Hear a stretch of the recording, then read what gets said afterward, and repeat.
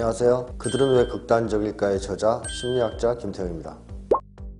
한국 사회에서의 가장 큰 극단주의라고 하면 계급, 계층, 그 위계 사이에서의 배타성 이게 아주 심하다고 생각합니다. 그래서 한국을 이제 학대 위계 사회 이렇게 평가를 했는데 최근에 이제 화제가 됐던 드라마 스카이캐슬에서 피라미드 구조가 나옵니다. 맨 위에 올라가야 된다. 맨 위에 올라가야만 학대를 덜 받기 때문에 밑에 층으로 되면 학대를 당하고 또 당하고 이렇게 위계적으로 학대를 당하는 사회인데 이게 이제 계급 계층 간 배타성 이제 전형이기 때문에 이것도 하나의 극단주의로 봐야 될 것이고 정치 분야에서의 심한 어떤 갈등 또 여성 혐오 이런 것들이 다 극단주의와 관련이 있습니다. 한국 사회가 아주 극적으로 변화했던 시기가 90년대 그리고 2000년대 초반입니다. 신자유주의 체제로 한국 사회가 전환이 되는데요. 사람들이 이제 각계로 다 고립이 됩니다. 개인 간 경쟁을 강조하는 시스템이 되다 보니까 고립돼서 자기의 생존을 책임져야 되는 상황이 됐는데 고독과 불안은 거의 밀접한 연관이 있거든요. 사람은 고독해질수록 더 불안해질 수밖에 없습니다. 이 세상에 홀로 던져져서 각자 도생을 추구하게 됐을 때 느끼는 그 불안감, 안전에 대한 위협 이게 이제 극도로 심해진 거죠. 이게 한국 사회에서의 극단주의 발현과 밀접한 관련이 있다고 생각합니다.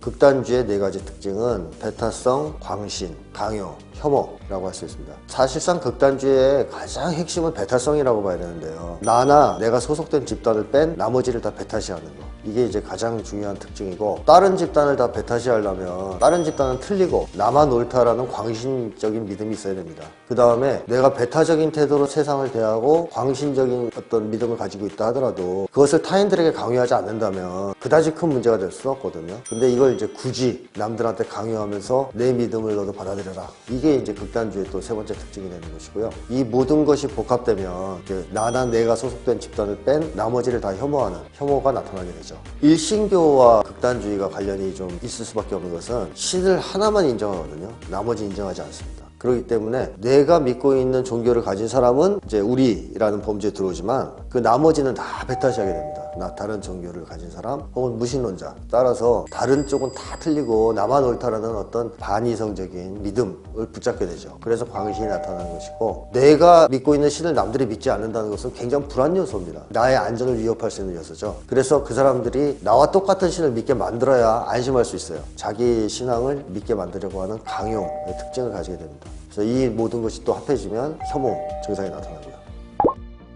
극단주의 원인은 이제 크게 두 가지 쪽으로 분류할 수 있는데 하나는 이제 지배층, 나머지는 이제 일반 사람들. 역사적으로 볼 때 항상 지배층들은 극단주의를 부추겨온 측면이 있습니다. 서로 싸우게 만들면 자기들의 이제 지배권을 유지하기가 쉽지 않습니까? 이 서구 사회에서 전통적으로 극단주의를 어떻게 묘사해 왔냐면 과한 행동을 하는 거 혹은 극단 쪽에 치우쳐 있는 거 이런 식으로 묘사를 해왔는데요. 진보적인 운동, 민중의 이익을 대변하는 어떤 운동을 하는 사람들한테 마구 붙여왔습니다. 예를 들면 종교개혁 운동을 했던 사람들, 노동운동가들, 심지어 민족해방운동가들 다 극단주의로 매도됐거든요. 그래서 이 개념을 정확하게 사용하지 않는다면 이 극단주의라는 딱지가 반역사적인 역할을 할 수 있다는 거죠. 그리고 일반 사람들 사이에서의 극단주의가 확산되는 이유는 가장 큰 이유는 안전에 대한 위협입니다. 실제적인 위협으로부터의 안전, 정신적인 위협으로부터의 안전 이 두 가지가 위협당하면 이제 사람들은 굉장히 불안해지고 불안해질수록 세상을 배타적으로 대하게 됩니다. 여기서부터 이제 극단주의가 출현하는 거죠.